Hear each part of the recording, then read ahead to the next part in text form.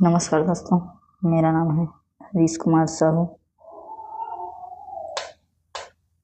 मैं आप लोग को क्लास 10th का मैथ्स पढ़ा रहा हूँ। ठीक है, तो हम लोग पढ़ रहे हैं चैप्टर 9 ट्रिग्नोमेट्री। ठीक है, तो चलिए हम लोग इसके अंदर एक्सरसाइज नंबर 1 को सॉल्व कर रहे हैं। इसमें हम क्वेश्चन नंबर 4 में पहुँचे हैं, प्रश्न क्रमांक 4 में। तो चलिए इसे हम हल करेंगे। तो यहाँ पे सबसे पहले आप लिखिए हल। ठीक है, क्या करना है, जो सर्वसमीकरण का दिया है इसे प्रूफ करके दिखाना है, मतलब दोनों पक्षों को बराबर दिखाना है। ठीक है, तो हम लेफ्ट हैंड साइड को लेके आगे बढ़ेंगे। तो हमारा लेफ्ट हैंड साइड में दिया है √1 minus cos theta 1 plus cos theta. ठीक है, अब हम क्या करेंगे कि हर का परिमेयकरण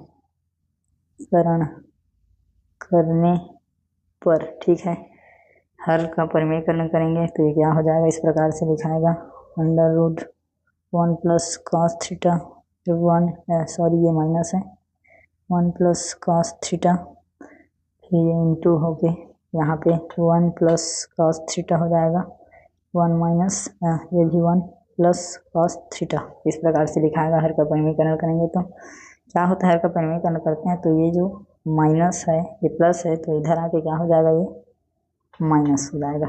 ये जो हर है उसका चिन्ह बदल जाता है।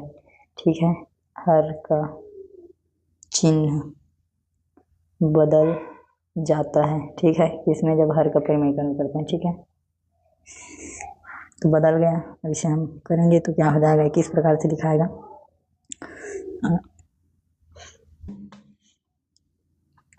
ये दोस्तों इस प्रकार से दिखाएगा कि 1 प्लस cos, ये माइनस है, 1 माइनस cos थीटा का ये होल स्क्वायर हो जाएगा, और ये हो जाएगा a का वर्ग धन ऋण b का वर्ग।